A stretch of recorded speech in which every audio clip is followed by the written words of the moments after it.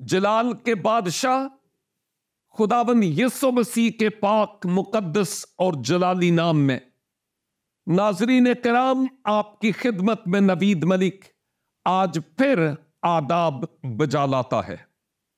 और यकीनन मैं दिल की गहराइयों से सबसे पहले तो खुदावंद करीम का ममनून हूं और फिर आप नाज़रीन का जो हमारे इस प्रोग्राम में मसीही क्यों हूं को बड़े करीब से और गौर से देखते हैं। मैं यकीनन आपका दिल की गहराइयों से शुक्रगुजार हूं। और गुज़रे कई महीनों से हम आपके सवाल और हमारे जवाबात पर बातचीत कर रहे हैं, लेकिन है इसी प्रोग्राम के तहत मैं मसीही क्यों हूं। आज एक नया सवाल लेकर आपकी खिदमत में हाजिर हुआ हूं और यह सवाल असल में एक मजहबी सा सवाल है, लेकिन जरा लगता है बड़ा अनहोना सा सवाल है। और वो ये है, हंसना मना है, अच्छा। और वो सवाल ये है कि आप जो ईसाई लोग हैं, क्या अपनी बीवियों की पिटाई करते हैं? आप जो ईसाई लोग हैं, क्या आप अपनी बीवियों की पिटाई करते हैं? यह सवाल है। गुज़रे कई प्रोग्राम्स में मैंने यह बताया कि हम मसीही हैं, लेकिन आप हमें ईसाई कह रहे हैं।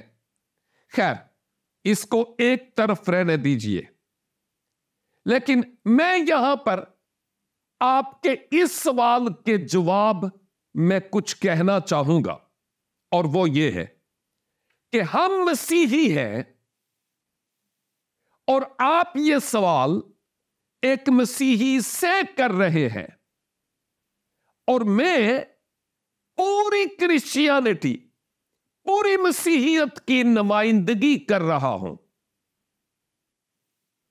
और इसीलिए पूरी क्रिश्चियनिटी के बिहाफ पर उनकी आवाज होकर बोल रहा हूं।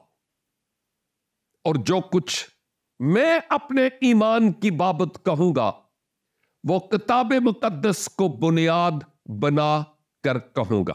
लेकिन आपने जो सवाल पूछा है, मुझे लगता है कि आपने इस सवाल की बुनियाद सूरह नसा और उसकी 34 आयत को बनाया है। आपने अपनी किताब जो आपके लिए मुकद्दस है, कुरान मजीद, आपने उस किताब को पढ़ा, यानी सूरह नसा और उसकी 34 आयत को, क्योंकि वहां मैं देख रहा था कि लिखा है फिल मजाजे वज़रबू हुन्ना, फिल मजाजे वज़रबू हुन्ना। और इस को बुनियाद बनाते हुए आप ये बात कर रहे हैं। जब ये वज़रबू का लफ्ज इस्तेमाल हुआ है, इसके माना है जरब लगाना। आयत के सियाको सबाक को आप बाद में पढ़ लीजिएगा, यह आयत जरा लंबी है, लेकिन आप खुद उसको तिलावत कर लीजिएगा, लेकिन खुदारा तर्जुमा के साथ पढ़िएगा, आपकी बेहतर तरीका से मदद हो पाएगी। मैंने कई आपके उलमा को इस आयत की तफसीर करते हुए सुना, और कई कहते हैं कि बीवी को जरब लगाना यानी उसकी पिटाई करना, उसको मारना दुरुस्त नहीं है। यह कदीम अदवार की बात थी और कई अपनी अपनी तफसीर करते हैं। कुछ का ख्याल यह है कि छड़ी हो लेकिन लंबी ना हो, इसका साइज ये हो, ये मसवाक जितनी हो, ये इतनी हो, उतनी हो, लेकिन लगा सकते हैं, उसकी गर्द झाड़ सकते हैं। मुझे आप की आयात की तफसीर करने की जरूरत नहीं, क्योंकि इजाजत भी नहीं है। लेकिन जो आपके उलमा कहते हैं, आप इंटरनेट पर खूब तलाश करके देख लीजिएगा, यूट्यूब पर देख लीजिएगा। अगर मैं गलत हूंगा तो जो चाहे आप मेरे हक में कमेंट पास कीजिएगा कि मुख्तलिफ उलमा बीवी की पिटाई के ताल्लुक से मुख्तलिफ बातें करते हैं। और हमारा पाकिस्तानी और इवन अफगानिस्तान का और शायद पेशावर की साइड का कुछ मुआशरा भी ऐसा है जिस मुआशरे में इस तरह की हरकत आज भी होती है। मैंने कई ऐसी वीडियोस देखी है, पिक्चर्स देखी है, जहां ब्लू बुर्के वाली मासूम खवातीन है और एक शख्स जैसे बड़ा डंडा लिए हुए उनकी पिटाई कर रहा है और वो चीखो पुकार कर रही है। लगता था कि वो पाकिस्तानी नहीं, अगर कोई हुआ भी होगा तो शायद अफगानिस्तान के बॉर्डर तक का उसका जो हदूद अरबा हुआ होगा। आपके यहां तो यह तालीम है, कान को इधर से पकड़ो या इधर से पकड़ो, यह बात तो पाई जाती है। और यही सबब है कि कई खवातीन की पिटाई होती है। मैं बहुत हैरान हूं, मैं आगे बढ़कर बात करूंगा भी। ये बातें मुझे करने की जरूरत नहीं थी, लेकिन की इसलिए है क्योंकि आप ने जो सवाल किया है उस सवाल की बैकग्राउंड बयान करने के लिए कि हमारे यहां तो ये है, क्या ये आपके भी यहां है? मैं आपको बताना चाहता हूं कि आपके सवाल के जवाब में हमारे यहां क्या तालीम है। किताब मुकद्दस में लिखा है, इंजील मुकद्दस यानी अहद जदीद में, इफसस की कलीसिया के नाम पौलुस रसूल का मुल्हम खत और उसका 5 बाब और उसकी 28 और 29, सिर्फ 2 आयात आपकी खिदमत में तलावत किए देता हूं। यहां लिखा है, इसी तरह शोहरों को लाजिम है कि अपनी बीवियों से अपने बदन की मानिंद मोहब्बत रखे। है अगर आपके यहां कोई ऐसी आयत तो निकाल कर लाइएगा, कमेंट्स में लिखिएगा। इसी तरह शोहरों को लाजिम है कि अपनी बीवियों से अपने बदन की मानिंद मोहब्बत रखे। जो अपनी बीवी से मोहब्बत रखता है वो अपने आप से मोहब्बत रखता है, क्योंकि कभी किसी ने अपने जिस्म से दुश्मनी नहीं की, बल्कि उसको पालता और परवरिश करता है, जैसे कि मसीह कलीसिया को। जवाब मिल गया है आपको जी? मेरे भाई, आपके इस सवाल के जवाब में, और हां, मेरी कई बहनों का भी इसी तरह का सवाल हुआ होगा। और बाय द वे,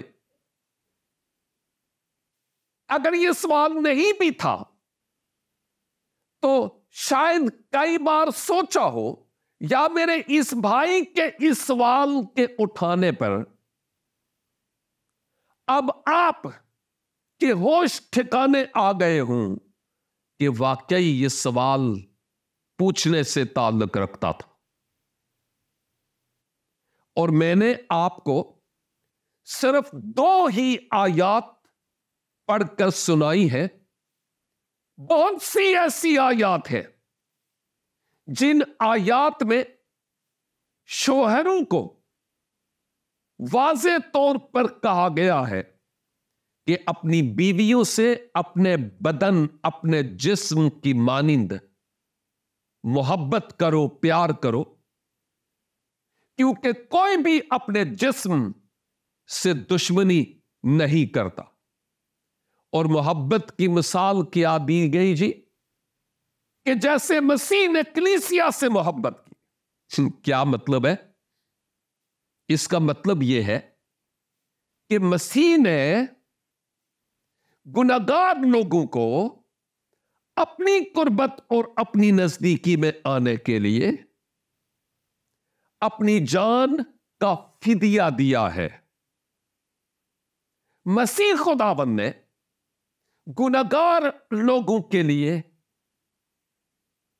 कुफारा अदा किया है अपनी जान का। मसीह खुदावंद ने गुनहगार इंसान की कीमत अपने खून से सलीबे कलवरी पर चुकाई है।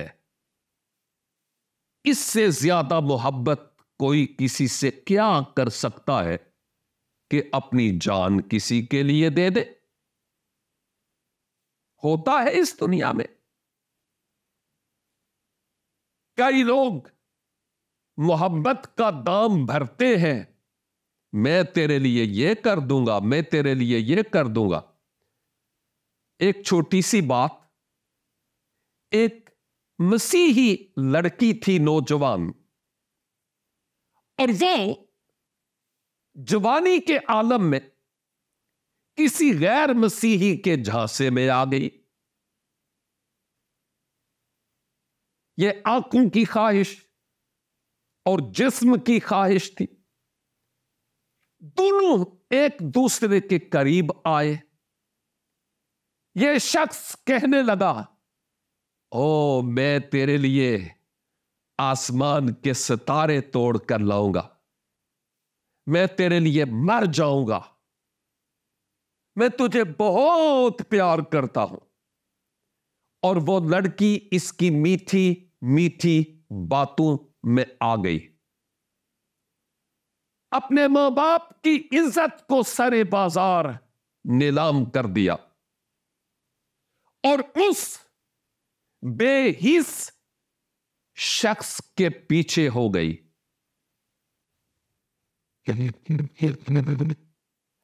हफ्ता गुजरा, 15 दिन गुजरे, महीना गुजरा,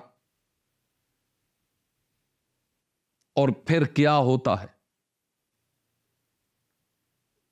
वो जिसने ये कहा था ना कि मैं तेरे लिए आसमान से सितारे तोड़ कर लाऊंगा, मैं तुझे प्यार करता हूं, मैं तेरे बिना मर जाऊंगा, वो मसीही नहीं था। लेकिन इस लड़की को जहां से मैं लिया, अपने दीन में भी शामिल किया और अपने तमाम अजीजो अकरबा से जो इस लड़की के थे कट ऑफ करवा दिया। और कुछ अरसे के बाद उस लड़के के वालिदैन और बाकी उस लड़की को कहने लगे तू मुसल्लन है, तू काफिर है, इवन उसके दीन में शामिल हो भी गई। और फिर वो लड़का कल जो इसके लिए सितारे तोड़ कर लाने वाला था, अब इसके बाल नोचने लगा। और कुछ अरसे के बाद मैंने भी सुना कि इस लड़की ने अपने गले में दुपट्टा बांधकर पंखे के साथ लटक कर जान दे दी।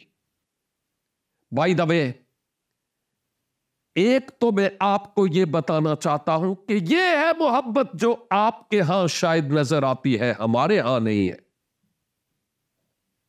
और दूसरी तरफ मैं यह भी कहूंगा कि हमारी वो बेटियां भी जो इस तरह से अपने बड़ों की इज्जतों को नीलाम करके उनके सर फलांग कर बाढ़ की उस तरफ चली जाती है, उनका अंजाम क्या होता है। बच कर रहिए।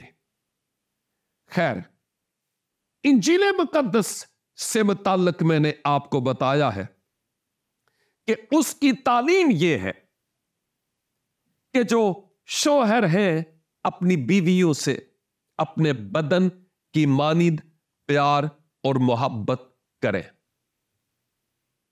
और अपनी बीवियों के लिए जान तक देने के लिए तैयार हूं।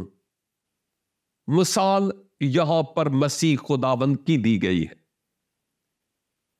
दूसरी तरफ मैं यह भी कहूंगा कि हमारे यहां मर्द और खातून दोनों के हुकूक भी बराबर है, जो आपके यहां नहीं है। हमारे यहां गवाही मर्द की हो या औरत की, वो बराबर है। लेकिन आपके यहां एक मर्द और कम से कम 2 खवातीन की गवाही बराबर है। तो यूं गोया खातून को वो मुकाम नहीं है जो मुकाम उसको हासिल होना चाहिए।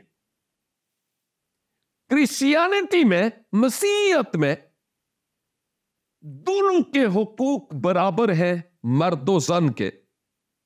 लेकिन यह एक अलग बात है कि मर्द गिराने का सरबराह है, रिस्पॉन्सिबल, जिम्मेदार शख्स है, हेड है घर का। और इस सबब से बहुत सी जिम्मेदारियां उसकी है। वो अपनी बीवी और अपने बच्चों के साथ मिलकर अपने घर के बारे में कोई हतमी और बड़े डिसीजंस कर सकता है, लेकिन खुद अपने आप से नहीं, अपने बच्चों को साथ मिलाने के बाद। तो हमारे यहां मियां और बीवी दोनों के हुकूक मसावी है और बराबर है। दोनों एक दूसरे के बराबर बराबर है। और पाकिस्तान में भी अब हालात कुछ बदल रहे हैं। पाकिस्तान के शुमाल मगरब में और इवन अफगानिस्तान में भी मुझे अफसोस से कहना पड़ता है, जहां पर आप कहते हैं ना कि शरीयत ला है, शरीयत नाफज हुई है, वहां भी बेशरा लोग मौजूद हैं। सिर्फ एक एग्जांपल, यूट्यूब में जाएं और आप सिर्फ ऊपर लिखें कि एडल्टर यानी ज़िनाकार की पनिशमेंट या सजा क्या है। जब आप वहां पर मुख्तलिफ किस्म की शॉर्ट्स और लॉन्ग वीडियोस देखेंगे, छोटी बड़ी, उन वीडियोस में ज्यादातर आपको खवातीन संसार होती हुई नजर आएगी। लेकिन क्या खातून ने अकेले ज़िना कर लिया? एक शख्स खुद ही कैसे ज़िना कर सकता है? या कोई इसके साथ दूसरा शख्स था कि दोनों ने मिलकर किया? और अगर दोनों ने मिलकर कुछ किया है तो वो मर्द कहां है? क्यों औरत को संसार कर रहे हो, मर्द को क्यों नहीं कर रहे? और वो मर्द कहां है? और मैं आपको यह बताना चाह रहा हूं कि शायद ही यूट्यूब पर कोई एक मर्द आपको मिले जिसको इस ज़िमन में संसार किया गया हो। ज्यादातर सनफे नाजुक जानते हुए खवातीन को इस कानून और इस निजाम की भींट चढ़ना पड़ता है। लेकिन क्रिश्चियनिटी में, मसीहियत में क्या है? गौर फरमाइएगा। इंजील मुकद्दस की तालीम के मुताबिक हमें एक ऐसा वाकया नजर आता है कि एक बार मसीह खुदावन, जो सबसे बड़े आलिम और उस्ताद थे, किताब के औराक में आज भी है, कुछ मुखालिफीन मजहबी रहनुमा एक ऐसी खातून को पकड़कर आपके पास लाए जो ऐन फेले बद के वक्त पकड़ी गई थी। लाने का मकसद यह था कि मसीह यसू उस खातून के लिए कोई सजा इंतखाब करे, जबकि जो मजहबी रहनुमा थे वो मसीह यसू को फंसाना चाहते थे कि कहीं शरई या कानूनी गुनाह करें और हम इनको पकड़े। जब उस खातून को यहां लाया गया कि आप फैसला करें कि यह खातून ऐन फेले बद के वक्त पकड़ी गई, हुजूर बताइए कि इसके साथ क्या करें। वो खातून आपके पास लाई गई और आपने हुजूम की तरफ देखा, और ये जितने भी दाढ़ियों वाले बड़े बड़े लोग उधर खड़े थे, उनकी तरफ देखते हुए आपने ये कहा, अच्छा, ये वो खातून है जो ऐन फेले बद के वक्त पकड़ी गई। आप चाहते हैं कि इसको संसार किया जाए। वेल, ये सारी बातें वहां नहीं लिखी हुई, मैं अपनी तफसीर से बता रहा हूं, लेकिन मेन थॉट पीछे हूबहू यही है। आपने कहा कि ठीक है, इसकी सजा तो है, लेकिन ऐसा करें कि वो मर्द जिसने इसके साथ जिना किया वो कहां है? क्योंकि अकेली खातून तो जिना नहीं कर सकती ना, लाजमन कोई मर्द भी हुआ होगा। आप खातून को लाए हैं, वो मर्द कहां है? उसको भी लेकर आइए। मां बाप, वो सब लोग एक दूसरे को देखने लगे और सोचने लगे, हां बात तो सही है, काश के खुदावन आपके दिल में भी ये बात डाले कि हां बात तो सही है, हम खवातीन पर तो जबर और जुल्म करते हैं, लेकिन वो मर्द कहां होता है? जरा गौर तलब बात है ना, मेरे लिए भी और आपके लिए भी। और फिर वो तमाम लोग जो वहां पर खड़े थे, मुझे लगता है कि वो सब अपने हाथों में संग यानी पत्थर उठाए हुए थे कि जूं ही ये हुक्म करे तो हम इस खातून पर पत्थर फेंक फेंक कर इसका हुलिया बिगाड़ दे और इसका काम तमाम कर दे। लेकिन जब मसीह खुदावंद ने उनकी तरफ देखा तो आपने फरमाया, अच्छा तो ऐसा करो कि पत्थर फेंकने से पहले आप अपने आप में झांक कर देखें कि जो तुम में बेगुनाह हो सबसे पहले वो इस पर पत्थर फेंके। मेरे ख्याल में अगर कोई आजकल का बंदा होता ना तो लोग पत्थर फेंकते, क्योंकि हम जानते बूझते हुए कि मैं गुनाहगार हूं अपने गुनाह की परवाह नहीं करते, हम दूसरों के गुनाहों पर निगाह रखते हैं। लेकिन मैं उन तमाम खड़े हुए लोगों को खराजे तहसीन पेश करता हूं कि जब उनके कानों में यह आवाज पड़ी कि जो तुम में बेगुनाह हो वो इस पर पत्थर फेंके,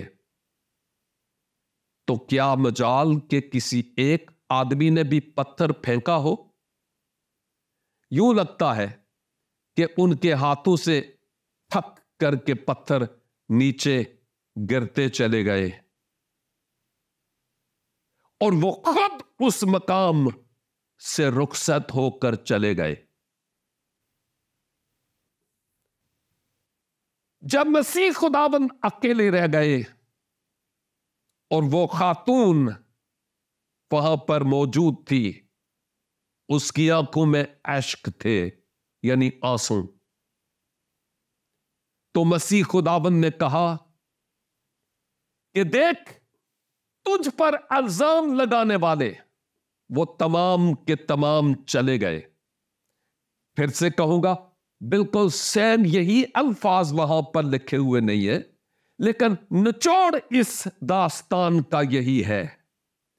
और आपने कहा, जा मैं भी तुझे दोष नहीं देता, तुझे इल्जाम नहीं देता, लेकिन याद रख कि फिर गुनाह न करना। अजीज भाइयों और बहनों, खुदारा इस सवाल जो आपने किया है कि जवाब में आपने बहुत कुछ सुन लिया है इस नीम घंटे में। मेरी आपसे यह बड़ी आजिज़ाना दरखास्त है कि खवातीन को तख्ताए मश्क न बनाए जुल्म और बर्बरियत का। शोहरों अपनी बीवियों से मोहब्बत करें जैसे मसीह खुदावंद ने तालीम दी। उन पर हाथ न उठाएं, उनको ज़रब न लगाएं, उनको मारे ना, बल्कि अपने बदन की तरह उनसे मोहब्बत करें। और मेरे ख्याल में मेरे भाई, आप जिन्होंने यह सवाल किया है, आपको इस सवाल का जवाब मिल गया होगा। बहुत सारे और सवाल हैं, उन पर भी मैं रोशनी डालूंगा, जिसके लिए मैं आपको दावत देता हूं कि आइंदा भी मेरे साथ साथ रहिए और प्रोग्राम देखते रहिए। मैं मसीही क्यों हूं।